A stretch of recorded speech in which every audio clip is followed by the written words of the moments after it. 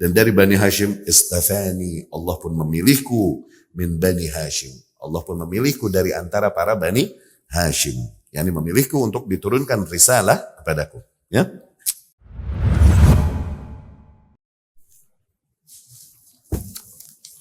Assalamualaikum warahmatullahi wabarakatuh. Bismillahi walhamdulillahi wa qad kafa. Wassalatu wassalamu ala sayyidil mustafa. Wa ala alihi wa ashabihi wa man kanu bi atharihi muqtafa. Amma ba'd. Ikhwatu rahimakumullah, melanjutkan pembahasan kita dari kitab Ar-Rahiq Al-Makhtum. Terakhir kita telah sebutkan tentang 4 kali kunjungan yang tercatat athar, riwayat-riwayat yang sahih dari kunjungan Ibrahim alaihissalam dari Syam menuju Makkah untuk menengok istri dan anaknya di sana. Ya, kemarin telah kita ceritakan hal tersebut hingga menikah juga Ismail alaihissalam, ya, dan memiliki banyak keturunan. Yang keturunannya inilah menjadi Arab yang dikenal dengan nama Arab Musta'arabah atau Musta'aribah.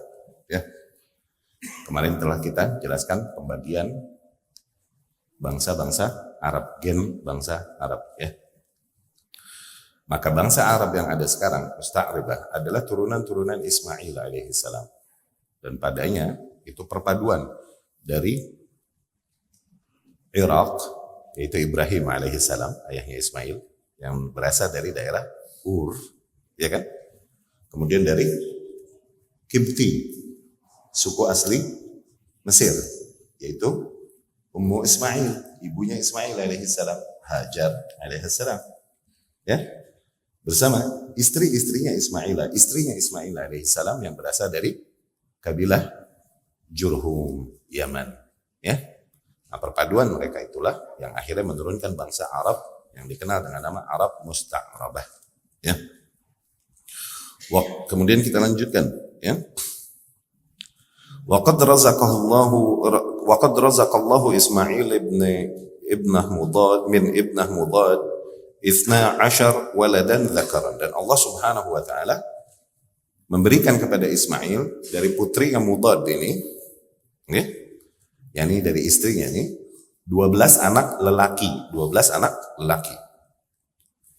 Waladan dzakaran wahum, dan 12 anak lelaki tersebut adalah Nabit atau Nabayut, kemudian Gaidar, kemudian Adba'il, kemudian Mibsham, kemudian Mishma', kemudian Duma, kemudian Misha, kemudian Hadad, kemudian Taima, kemudian Yatur, kemudian Nafis, kemudian Gaiduman. Tasha'abat min ha'ula 12 qabilah, dan dari 12 orang tersebut tersebarlah 12 kabilah dari anak-anak Ismail alaihissalam.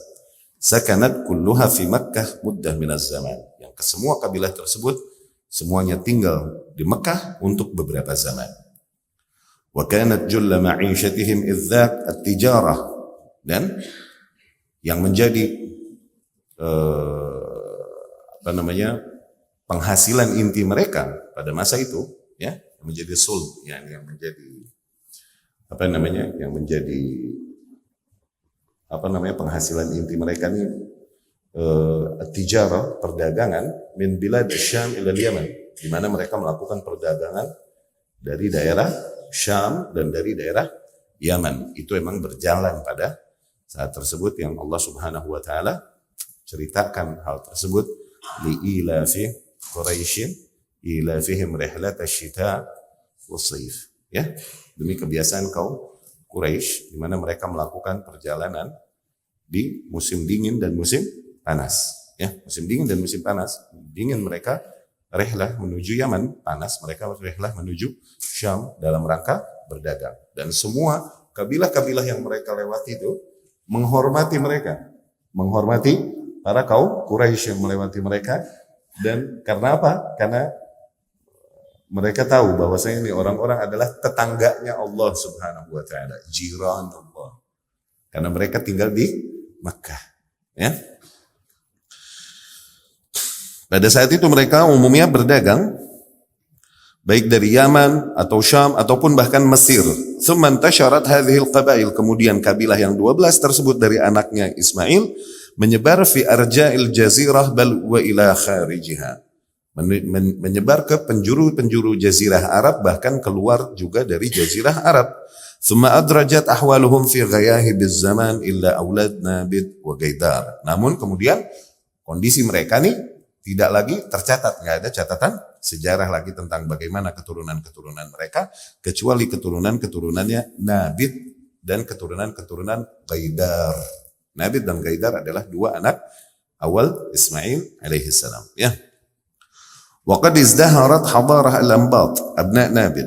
Dan di antara anak-anak Nabit nih ada yang namanya Anbat, yang akhirnya membentuk sebuah komunitas dan kemudian membentuk sebuah kerajaan besar bahkan di Syamalil Hijaz, di daerah di luar dari Hijaz, di luar Mekah sama Madinah, di daerah yang dikenal daerah-daerah dekat kepada Yordan. Wa kawwanu 'asimataha, dan mereka kawwanu daulah qawiyah, mereka membentuk sebuah negara yang kuat di daerah Yordan, dan yang dikenal negara tersebut, kerajaan tersebut dengan nama Petra. Kalau kita lihat di ini peninggalan sejarah, oke, peradaban Petra, maka itu Petra ini yang mendirikannya adalah dari turunan Anbat ini anaknya Gaidar, ya, dari turunan Ismail alaihis salam, ya. Afwan, dari anaknya Nabit dari turunan Ismail alaihissalam. Ya. Al-Madinah al-Athariyah al-Qadimah. Petra ini kota kuno zaman dulu. Okay? Al-Ma'rufah fi Janub al-Urdun, yang terkenal di sebelah selatan Yordan.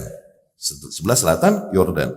Wa qad dan li hadhihi ad-daulah an-Nabtiyah man bi atrafiha. Di mana negara-negara lain, yakni kerajaan-kerajaan lain yang ada di penghujung-penghujung Yordan ini dapat ditaklukkan oleh kerajaan Petra ini. Walam yastati ayyunawi'aha, tidak ada satu kerajaan pun yang dapat menyaingi eksistensinya, hatta ja'ar Ruman, sehingga Romawi datang, wa qadaw 'alaiha, dan menghabiskan kerajaan Petra itu. Nah, habisnya peradaban Petra ini sama Romawi waktu itu, ya.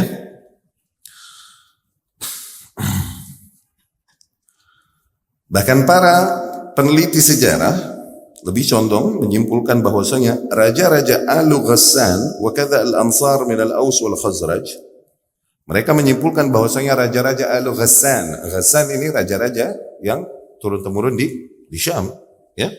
Bahkan juga kakek dari kabilah Aus dan Khazraj, innama kanu min ali Nabit. Mereka semua hakikatnya adalah dari keturunannya Nabit bin Ismail alaihissalam wa baqayahum fi tilkad diyar. Wa ilaihi mala al-Imam al-Bukhari rahimahullah. Bahkan pendapat ini juga yang dikuatkan oleh al-Imam al-Bukhari rahimahullah di dalam sahihnya. Faqad aqada baban unwana, di mana Imam Bukhari rahimahullah menjadikan sebuah bab di dalam sahihnya yang diberinya judul Nisbatul Yaman ila Ismail alaihissalam. Nisbahnya Yaman kepada Ismail alaihissalam. Wastadalla alaihi bi ba'dil ahadits. Bahkan mendatangkan sebagian hadis-hadis. Warajjah al-Hafidh Ibnu Hajar fi syarhi anna Ghahtan bin Ali Nabit Ibnu Ismail. Bahkan Ibnu Hajar sendiri rahimahullah membenarkan bahwasanya Ghahtan adalah turunan daripada Ismail alaihis salam. Ghahtan ini yang dikenal nanti dengan nama Abul Arab, bapaknya bangsa Arab. Qahtan. Cuman ka-nya di sana jadi ga, gitu, jadi Ghahtan. Ya, Abul Arab Ghahtan. Nah, Ghahtan ini cucunya Nabit Ibnu Ismail, yakni dari jalurnya Ismail alaihis salam. Ya. Wa amma Gaidar ibnu Ismail, tadi dari turunan-turunan Nabit ibnu Ismail. Adapun turunan-turunan Gaidar ibnu Ismail alaihissalam, falam yazal abna'uhu bi Makkah, masih turunan-turunannya berada dan bertahan di Mekah. Yatanasaluna hunak, mereka turun-temurun di Mekah, hatta kana minhu Adnan. Di antara anak-anaknya adalah Adnan. wa waladuhu Ma'ad, dan anaknya Ma'ad.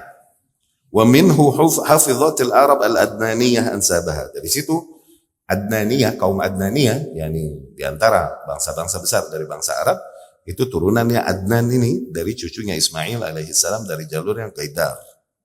Wa Adnan huwal jaddul hadi wal 20, dan Adnan adalah kakek ke-21 fi silsilah an-nasab an-nabawi, di dalam silsilah nasabnya Nabi sallallahu alaihi wasallam. Kakek ke-21, ya. Di mana Nabi sallallahu alaihi wasallam pernah menyebutkan, ketika ia menyebutkan nasabnya, nggih, fabalagha Adnan kan Muhammad bin Abdullah bin Abdul Muttalib bin sampai kakek ke-21 dia menyebutkan Adnan. Nggih. Fabalagha Adnan yumsik, dari situ Nabi enggak meneruskan setelah Adnan, kemudian Nabi berkata kadzaban nasabun, sungguh para ahli nasab banyak berdusta,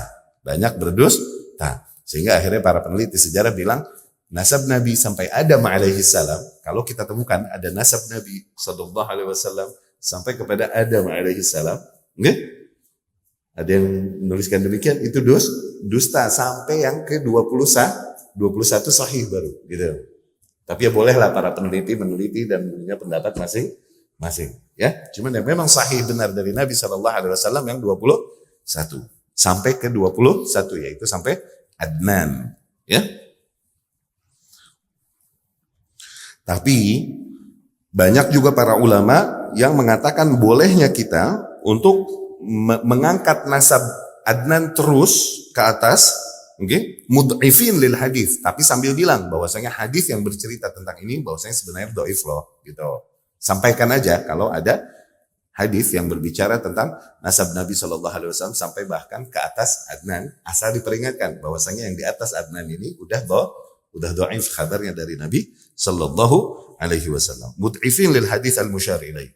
Walakinnahum ikhtalafu fi hadzal juz' min an-nasab ikhtilafan la yumkin al-jam' baina aqwalihim. Dan mereka pun berikhtilaf di dalam bagian nasab tersebut yang di atas Adnan dengan ikhtilaf yang tidak mungkin dicari titik temunya.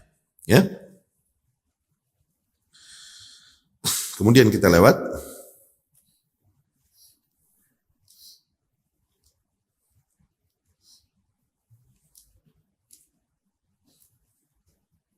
waqad tafarraqat butun Ma'ad min walad Nazar.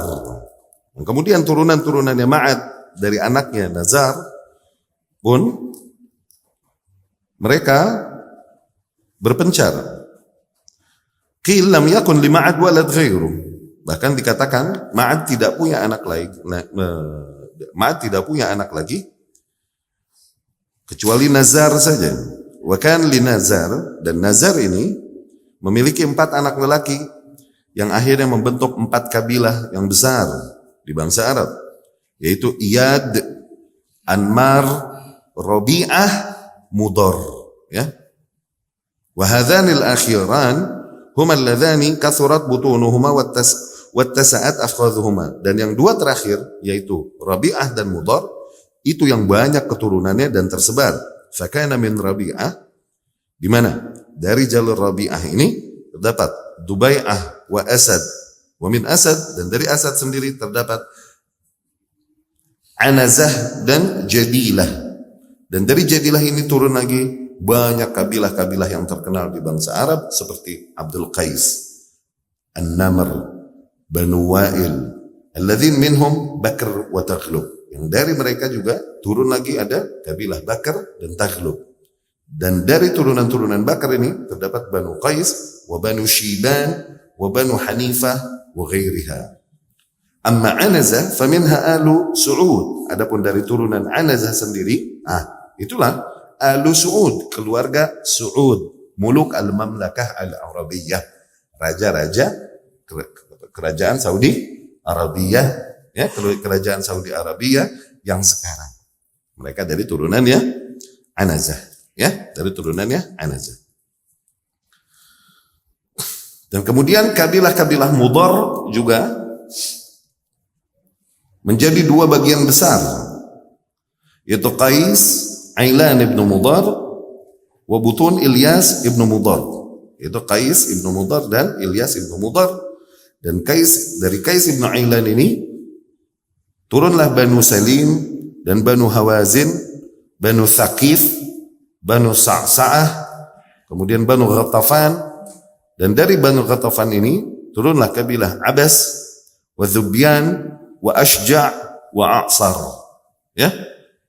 Dan dari Ilyas ibnu Mudar itu turunlah kabilah-kabilah Tamim ibnu Murrah. Kemudian Hudzail ibnu Mudrikah. Kemudian Banu Asad ibnu Huzaimah. Kemudian Butun Kinanah ibnu Huzaimah. Kemudian Kinanah wa min Kinanah Quraisy, dan dari turunan Bani Kinanah ini muncullah Quraisy. Wahum aulad Quraisy ini adalah anak-anak Fihr bin Malik ibn Nadhr ibnu Kinanah. Dari anak-anaknya Fihr bin Malik bin Nadhr ibn Kinanah. Nah, Quraisy inilah yang kemudian Nabi SAW dijadikan di kabilah tersebut, ya, yang tinggal di Mekah. Wangqasamat Quraisy ila qabail. Quraisy sendiri kemudian terbagi menjadi beberapa kabilah. Yang paling terkenal di antara kabilah-kabilah Quraisy adalah Jumah, Suham, Adi, Makhzum, Taim, Zuhrah, dan kemudian Butun Qusay bin Kilab, yaitu Abduddar ibnu Qusay. Kemudian Asad ibnu Abdul Uzza ibnu Qusay, wa Abdu Manaf ibnu Qusay. Nah, wa kana min Abdi Manaf arba' fasail. Dari Abdu Manaf tadi terpecah lagi menjadi 4 bagian. Ada Abdu Syams turunannya, dan ada Naufal, ada Mutallib, ada Hashim. Wa bait Hashim, dan dari rumahnya Hashim ini huwa alladhi istafa Allahu minhu sayyidana Muhammad ibn Abdullah. Dari rumah itulah, dari keturunan rumah itulah yang Allah Subhanahu wa taala pilih nabi kita Muhammad ibnu Abdullah ibnu Abdul Muttalib ibnu Hashim. Jalurnya begitu, ya. Di mana Nabi SAW menegaskan hal ini dalam sabdanya, Innallaha astafa min walad Ibrahim Ismail. Sesungguhnya Allah Subhanahu wa taala memilih dari anaknya Ibrahim, itu Allah pilih Ismail alaihissalam. Wastafa min walad Ismail, dan kemudian Allah pilih dari anak-anak keturunan Ismail Bani Kinanah, yaitu Bani Kinanah. Dari Bani Kinanah, astafa min Bani Kinanah Quraisyan. Dari Bani Kinanah Allah memilih kemudian Quraisy. Dari Quraisy kemudian astafa min Quraisy Bani Hashim. Dari Bani Quraisy ini kemudian Allah memilih lagi Bani Hashim. Semakin spesifik. Begitu. Dan dari Bani Hashim istafani, Allah pun memilihku min Bani Hashim. Allah pun memilihku dari antara para Bani Hashim. Yani memilihku untuk diturunkan risalah kepadaku. Ya. Itu diriwayat Imam Muslim. Wa 'anil Abbas ibnu Abdul Muttalib, dan dari Abbas ibnu Abdul Muttalib ia berkata, Rasulullah sallallahu alaihi wasallam bersabda, Inna Allah khalaqal khalqa faja'alani min khairi firaqihim wa khairil fariqain. Sesungguhnya Allah Subhanahu wa taala menciptakan para makhluk, dan kemudian Allah Subhanahu wa taala menjadikanku di antara kelompok terbaik dari makhluk-makhluknya tersebut, dan di antara 2 kelompok terbaik. Tsumma takhayyara al-qabail. Kemudian Allah Subhanahu wa taala memilih qabail, kabilah-kabilah yang ada. Faja'alani min khairil kabilah. Kemudian Allah menentukan aku untuk jadi dari sebaik-baiknya kabilah. Tsumma takhayyara al-buyut. Lebih lanjut lagi Allah pun memilih rumah. Ya. Faja'alani min khairi buyutihim. Kemudian Allah menjadikanku dari sebaik-baiknya rumah mereka. Fa ana khairuhum nafsan wa khairuhum baitan. Maka aku adalah sebaik-baiknya jiwa dan sebaik-baiknya rumah di antara mereka. Ya. Wa fi lafdhin anhu, dan juga di dalam riwayat lain masih dari Abbas bin Abdul Muttalib, Nabi bersabda sallallahu alaihi wasallam, Innallaha khalaqal khalqa faja'alani fi khairihim firqah. Sesungguhnya Allah Subhanahu wa taala menciptakan makhluk-makhluknya, dan kemudian Allah menjadikan aku sebaik-baiknya kelompok makhluknya. Ya. Tsumma ja'alahum firqataini faja'alani fi khairihim firqah. Kemudian Allah menjadikan makhluknya tersebut 2 kelompok, dan Allah menjadikan aku menjadi sebaik-baiknya kelompok dari 2 kelompok tersebut. Yani di antara turunan Ibrahim alaihissalam terdapat 2 kelompok besar, yaitu dari turunannya Sarah menjadi Israel, Yahudi, dan dari turunannya Ismail alaihissalam menjadi Arab. Nah, Allah menjadikanku pada kelompok terbaik dari dua kelompok ini. Ra'ab, dari Arab. Tsumma ja'alahum qabail. Kemudian Allah menjadikan kelompok tersebut menjadi banyak-banyak berkabilah-kabilah. Dan Allah menjadikanku dari sebaik-baiknya kabilah di antara mereka. Tsumma ja'alahum buyutan. Dan dari satu kabilah terbaik tersebut, Allah menjadikan banyaknya rumah. Faja'alani fi khairihim baitan. Allah menjadikanku di sebaik-baiknya rumah. Wa khairihim nafsan. Dan sebaik-baiknya jiwa di antara mereka. Ya. Tayyib. ولما تكاثر أولاد عدنان وتفرقوا في أنحاء شتى من بلاد العرب متتبعين مواقع القطر ومنابت العشب فهاجرت عبد القيس وبطون من بكر بن وائل وبطون من تميم إلى البحرين فأقاموا بها. Nah, ketika keturunan Adnan ini banyak dan kemudian mulai menyebar di penjuru negeri-negeri Arab, Jazirah Arab, mereka mengikuti tempat-tempat yang di situ masih terdapat sumber kehidupan, tempat-tempat berair. Mawaqi' al-qatar di sini, ini tempat-tempat yang masih terdapat di situ sumber air. Maksudnya gitu ya. Wallahu a'lam. Wa manabit al-ashab, di tempat-tempat yang masih rada subur dah. Mereka tersebar di situ. Nah, kemudian hijrahlah sebagian dari kabilah Abdul Qais, juga sebagian dari kabilah Bakr bin Wa'il, dan kemudian juga sebagian dari kabilah Tamim menuju arah Bahrain, dan mereka kemudian tinggal di Bahrain dan kemudian bertempat tinggal di Bahrain. Ini menjadi asal usul kakek nenek moyang penduduk Bahrain, ya.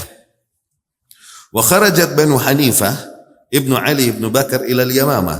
Nah, adapun anak-anak Hanifah Ibnu Ali Ibnu Bakar, mereka berhijrah ke arah Yamamah, fanazalu bihujr qasabah al-Yamamah wa aqamat sa'ir Bakar ibn Wa'il في طول الأرض من اليمامة إلى البحرين إلى سيف كاظمة إلى البحر فأطراف سواد العراق فالأبلة فهيت.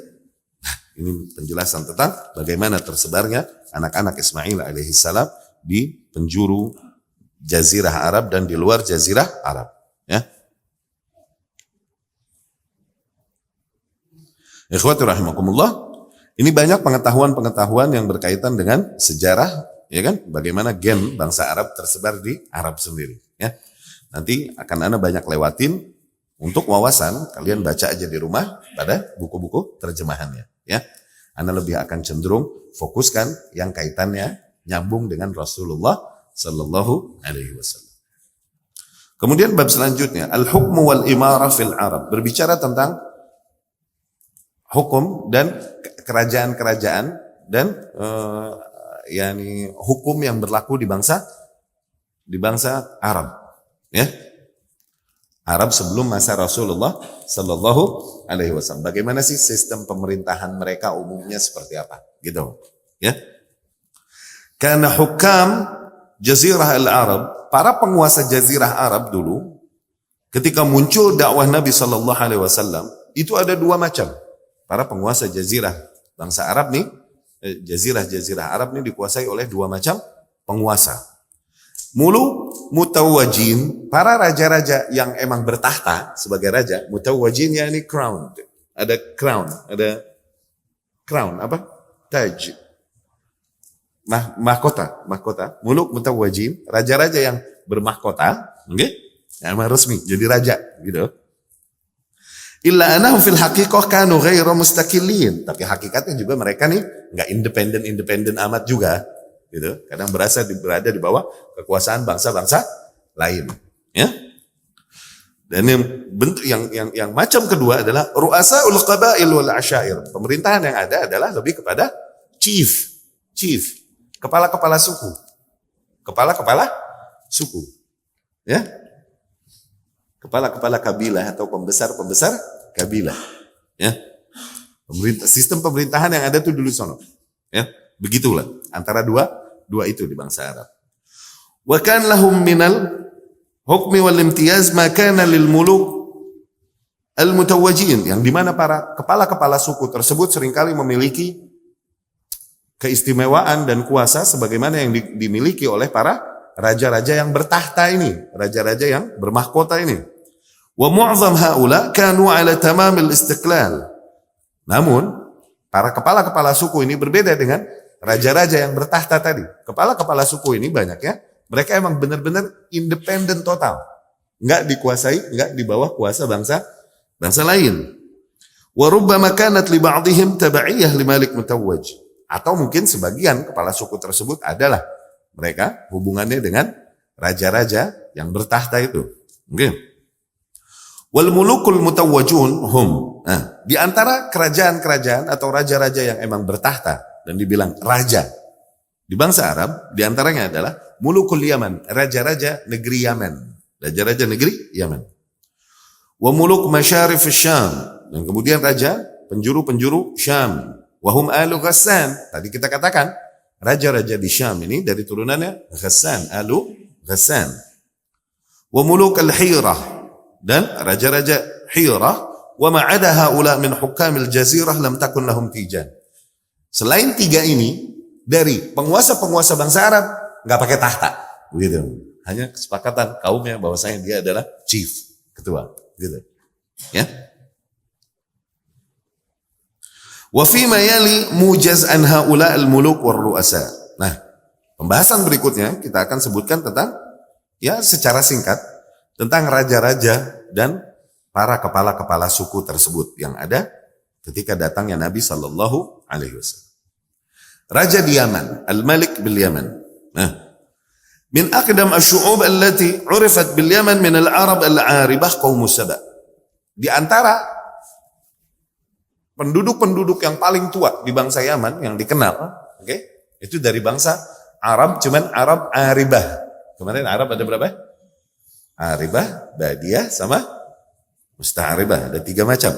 Nah, ini dari Arab Aribah, nih, yang paling terkenal di Yaman itu diantaranya adalah dari raja-raja kaum Saba. Saba, raja-raja kaum Saba. Wa qad athura ala dzikrihim fi hufrayat Ur. ب25 qarnan qabla al-milad. Bahkan catatan tentang raja-raja Saba ini ditemukan di catatan-catatan yang digali di daerah Ur. Ur ini di mana? Ur ini di Irak. Jadi ada koneksi ya nih antara Irak dengan Yaman. Ya. Itu dapat dihitung sekitar 25 qarnan, 25 abad qabla al-milad, sebelum Masehi. 25 abad bahkan sebelum Masehi. Udah berkuasa mereka di negeri Yaman nih. Oke, kaum Saba. Wa yabda izdihar hadaratihim wa nufudh sultanihim wa basti saytaratihim bi 11 qarnan qabla al-milad. Ya. Namun, perkembangan peradaban mereka dan perkembangan kekuasaan mereka dan meluasnya kekuasaan mereka nih, oke, itu baru dimulai sekitar 11 abad sebelum Masehi. Sebelum kelahiran Isa alaihissalam. Dibilang qabla al-milad, yakni sebelum kelahiran Isa alaihissalam. Dan mungkin dapat dibagi adwaruhum hasab at-taqdir al-ati. Mungkin dapat dibagi perkembangan kaum Saba ini menjadi beberapa fase yang akan kita sebutkan. Yang pertama, fase pertama antara 1300 sampai 620 qabla al-milad. 1300 sampai 620 sebelum Masehi. Urifat dawlatuhum fi hadhihi al-fatrah bid-dawlah al-mu'iniyah. Zaharat fil jawf, ay as-sahl al-waqi' bain Najran wa Hadramut. ثم اتخذت تنمو وتتسع وتسيطر وتزدهر حتى بلغ نفوذها السياسي إلى الغلا ومعان من شمال الحجاز. Jadi dikenal nih kerajaan Saba nih pertama munculnya sebagai kerajaan yang kecil yang muncul di pesisir yang terletak sekitar Najran dan Hadramut.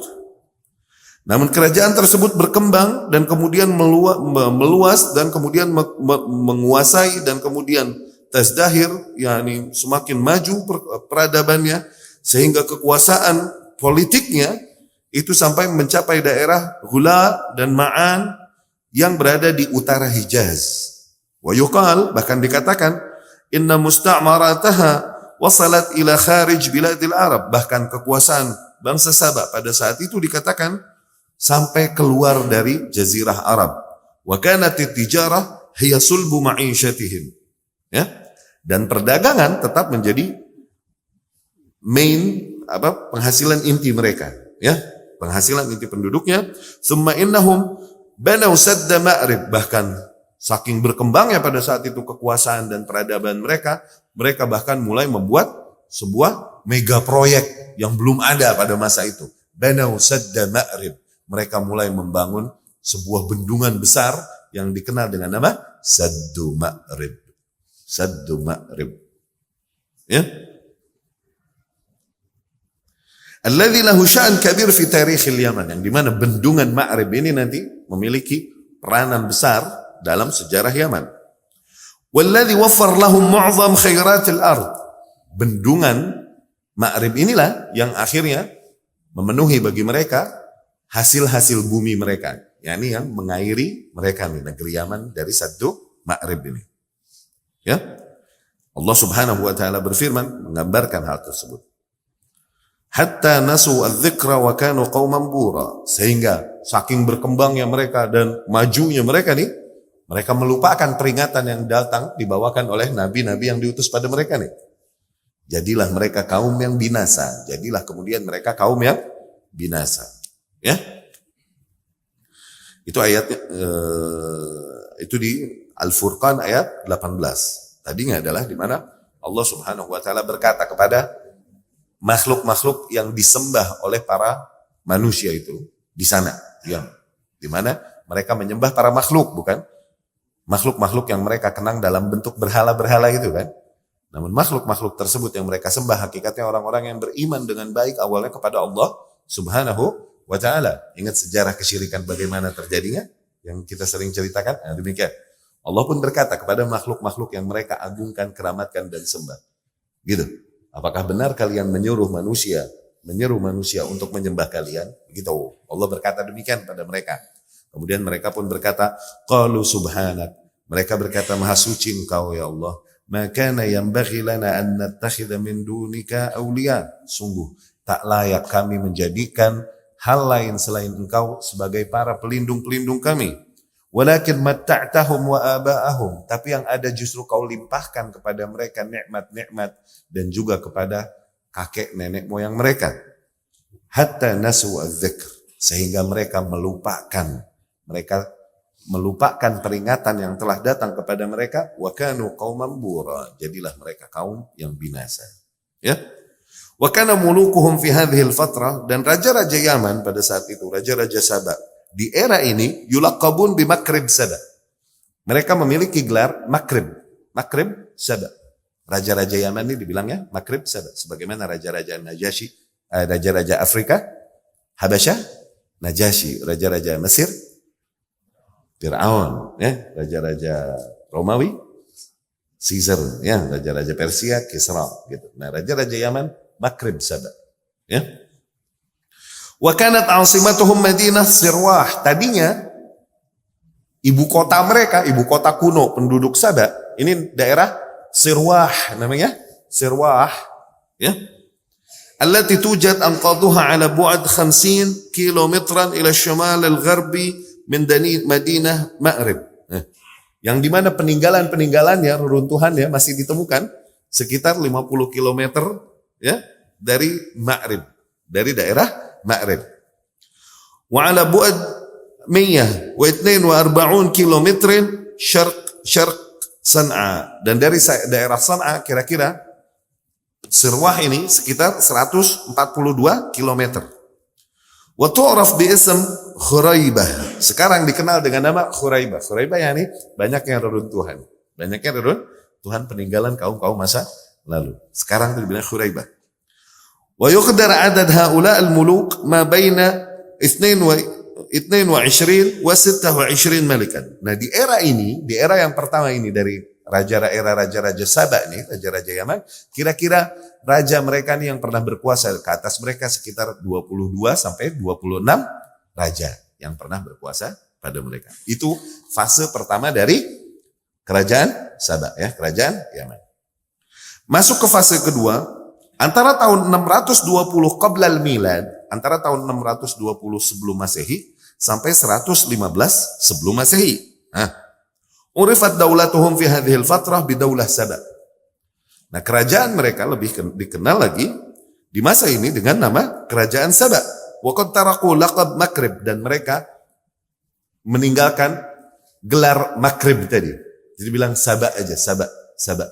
Nama gelar-gelar rajanya jadi tadinya Makrib Saba, sekarang Makrib yang nggak dipakai, jadi dibilang Saba aja. Saba fulan, Saba alan, Saba fulan, Saba alan. Gelar raja itu pakainya Saba aja. Wa urifu bi muluk Saba, dan mereka dikenal dengan raja-raja Saba.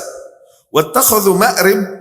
Nah, di era ini mereka menjadikan tadinya apa? Sirwah yang menjadi ibu kotanya. Nah, di era ini mereka menjadikan Ma'rib asimatan lahum, yang menjadi ibu kotanya. Pindah nih ibu kotanya nih di era ini, di fase ini. Badal Sirwah, bukan lagi Sirwah. Wa tujad anqad Ma'rib ala bu'ad 192 km syarq San'a.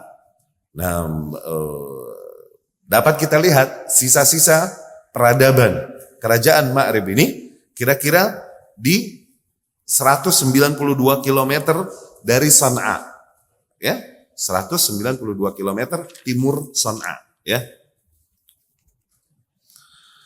Itu yang fase kedua kerajaan-kerajaan bangsa Yaman, ya. Kemudian fase yang ketiga terhitung mulai 115 tahun sebelum Masehi sampai tahun 300 Masehi. 115 sebelum Masehi sampai tahun 300 Masehi, berarti bangsa 415 tahun, ya. Urifatid daulah fi hadhil fatrah, di era ini dikenal raja-raja yang ada bid-daulah al-Himyariyah. Tuh, dikenal dengan kerajaan Himyariyah al-ula, kerajaan Himyar yang pertama. Lianna qabilah Himyar, kenapa dibilang begitu? Karena kabilah Himyar ghalabat wastaqallat bimamlakah Saba, karena mereka dapat menguasai kerajaan Saba.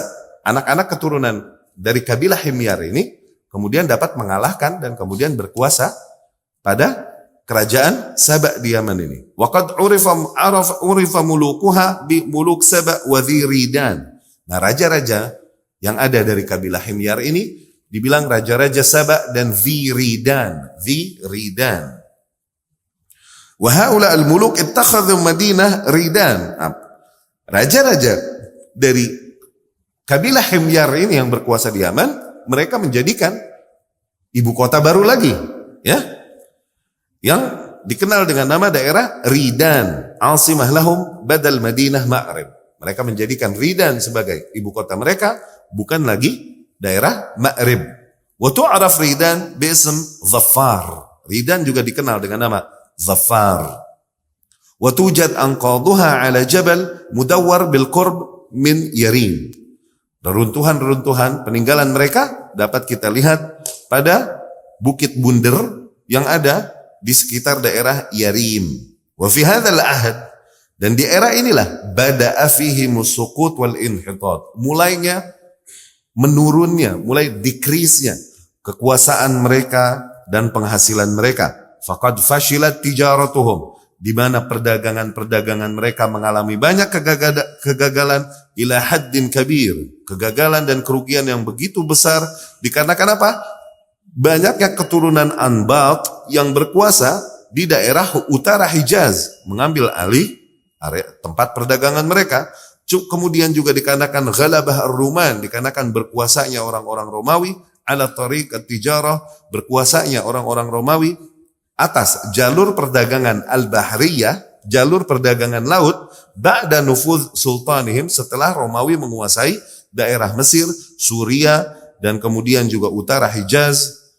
Walitanafusil qabail fima bainaha thalithan, juga turun kuasa raja-raja Yaman ini dikarenakan sebab ketiga, yaitu karena adanya persaingan dan perseteruan antara kabilah-kabilah yang ada di dalam negeri tersebut. Hadhil anasir, unsur-unsur tersebutlah allati sababat fi tafarruq al-Qahtan, yang menjadikan sebab terpecahnya keturunan Qahtan wa hijratuhum ilal bilad asyasi'ah. Inilah yang menyebabkan mereka hijrah meninggalkan Yaman ke negeri-negeri yang jauh, ya. Fase keempat terhitung sejak tahun 300 Masehi ila an dakhala al-Islam fil Yaman, sampai masa di mana Islam masuk ke Yaman. Ya. Urifatid daulah fi hadhihi al-fatrah, kerajaan di era ini dikenal dengan nama Daulah Al-Himyariyah Ats-Tsaniyah. Ya, kerajaan Himyar yang kedua. Wa urifa mulukuha bimuluk Saba wa Dhiridan wa Hadramut wa Yamunat. Dikenal juga raja-rajanya dengan raja-raja Saba dan Dhiridan dan Hadramut. Wa qad tawalat ala hadhihi ad-daulah al-ittirabat wal hawadith. Banyak sekali kasus-kasus besar yang terjadi yang menggoncangkan kerajaan ini. Tataba'atil inkilabat wal hurub al-ahliyah. Banyak juga terjadi civil war. Hurub ahliyah yakni civil war. Ya? Civil war, ya, perang saudara. Perang saudara. Ya?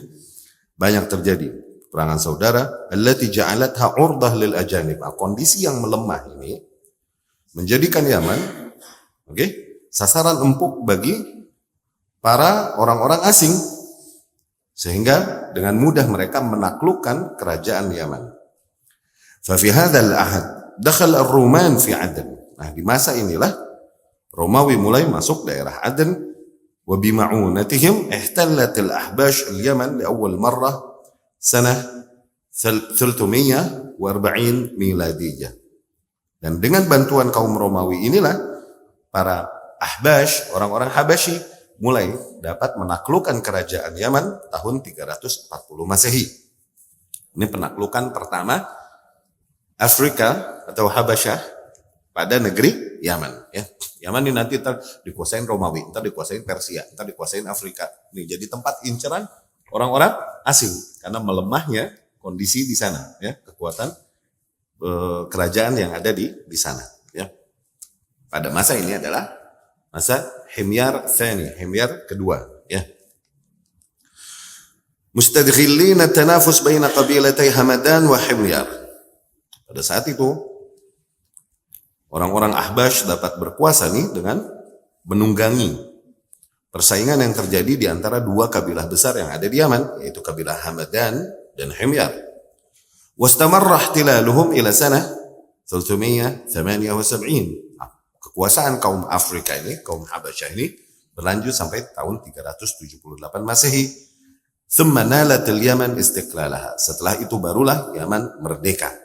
Walakin bada'at taqa' as-sulmat. Tapi pada saat mereka merdeka tersebut, mulailah terjadi kebocoran-kebocoran di Saddu Ma'rib, di bendungan Ma'rib yang mereka bangun dulu.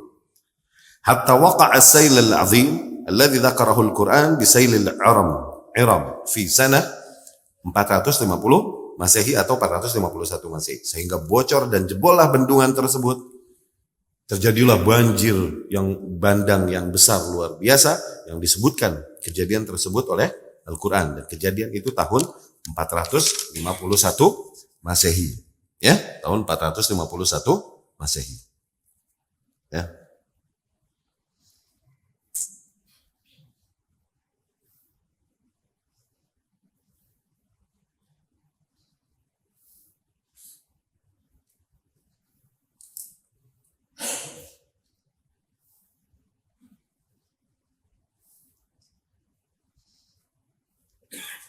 Ya, jebolnya Saddu Ma'rib tahun 450 atau 451 Masehi. Wa kanat haditsah kubra, ini adalah kejadian yang sangat dahsyat, addat ila kharab al-umran wa tashattut asy-syu'ub. Yang karena kejadian tersebut, ya, mengakibatkan rubuhnya bangunan-bangunan dan berpencarnya para kabilah-kabilah yang ada di sana. Dan tahun 523 Masehi, Qadzu Nawas al-Yahudi hamalah munkirah. Yang berkuasa atas Yaman adalah orang yang bernama Dzu Nawas al-Yahudi. Yang ia melakukan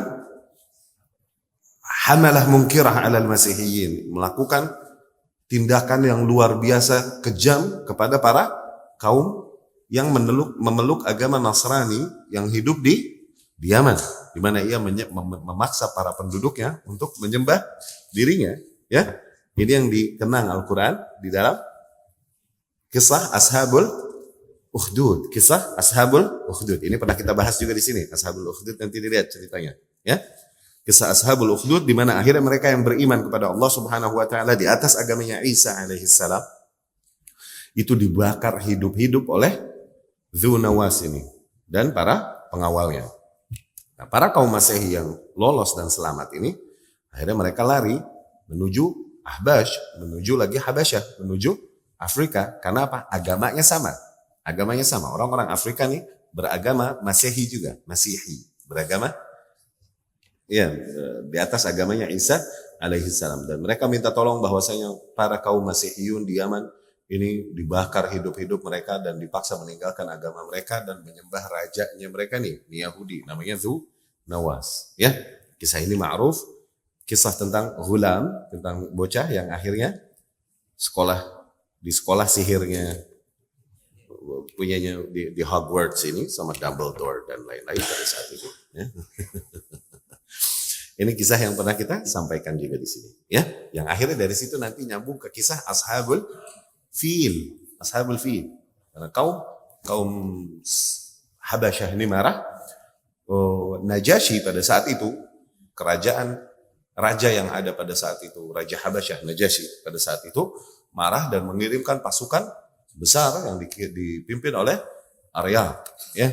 Dikatakan dua jenderal, Aryab dan Abraha. Sebagian riwayat mengatakan enggak, Abraha ini salah seorang jenderal dari jenderal-jenderalnya Aryab. Nah, kulihal mereka dengan mudah dapat menaklukkan Yaman, ya. Dan invasi tersebut juga didukung pada saat itu oleh Romawi memang yang menyebarkan agama Masehi di penjuru Afrika ini. Ya, karena pada saat itu kerajaan Najasyi ini masih di bawah pengaruh kerajaan Romawi. Mereka yang membiayai, dikatakan demikian juga. Gitu. Kerajaan Romawi ini yang membiayai invasi para kaum Habasyiyun ini ke Yaman pada saat itu. Dengan mudah mereka dapat kembali menaklukkan Yaman sehingga Yaman kembali berada di bawah kuasa Afrika pada saat itu. Ya.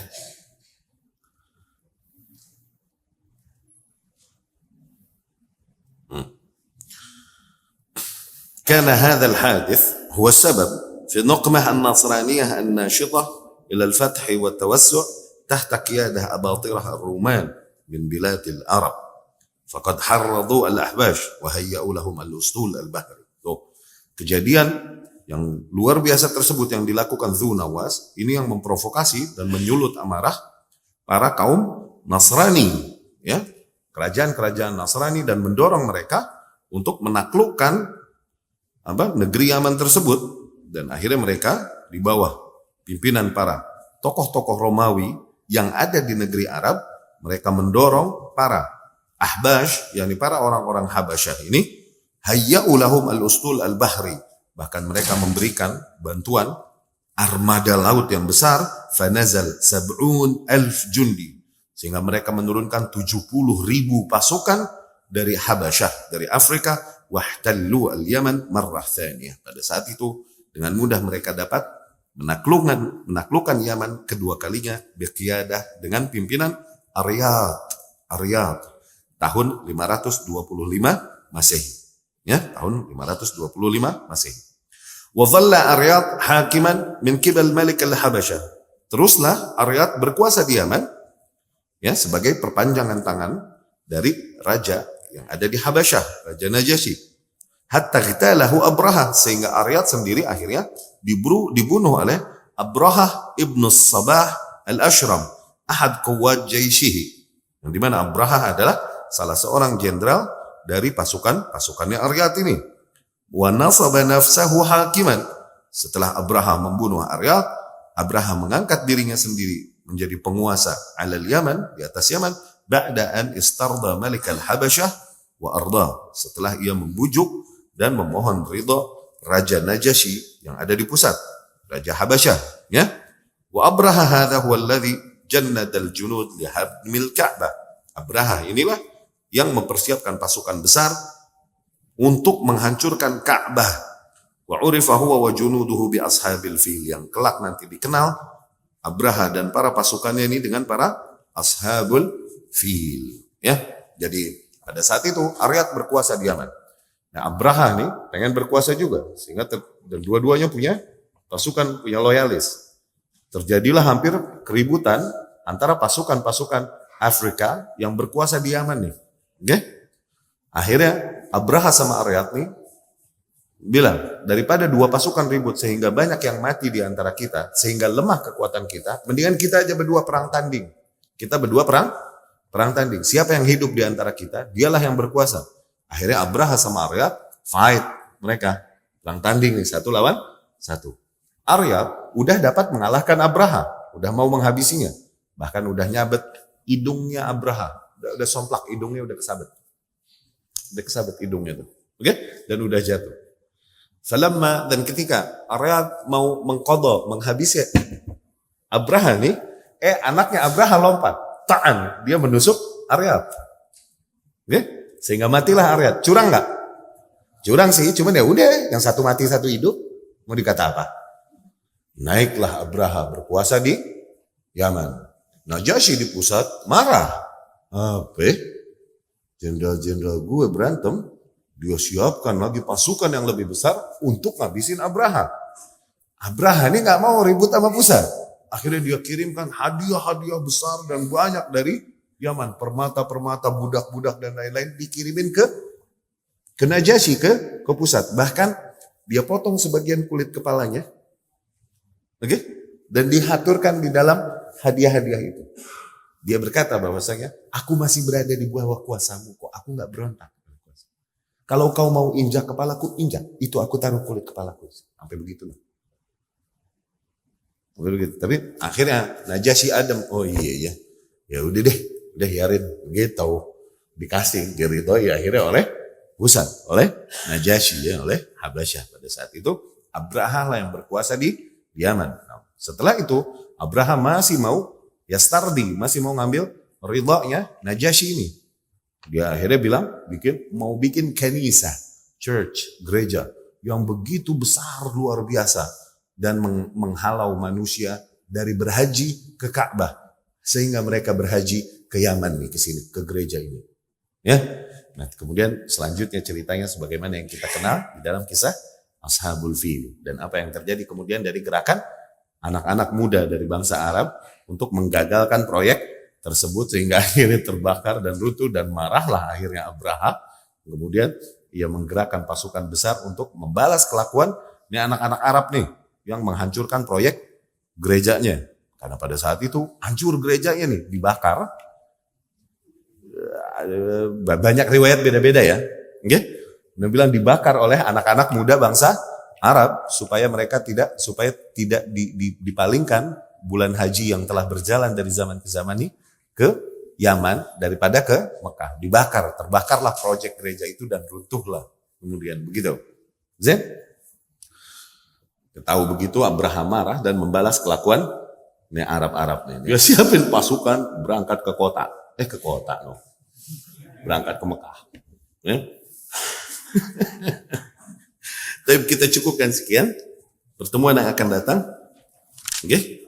Kita langsung masuk aja besok ke dalam Diyanat al-Arab, agama-agama yang ada di bangsa Arab sebelum Islam. Ya, ini akan lebih kita butuhkan informasi tentang hal tersebut daripada perkembangan gen dan kekuasaan dan kemudian perjalanan kekuasaan di antara bangsa Arab. Ya, insya Allah pertemuan yang akan datang nanti Anda masuk ke Diyanat al-Arab, agama-agama yang ada di bangsa Arab. Ya. Baik, aku qouli hadza wa astaghfirullah li wa lakum.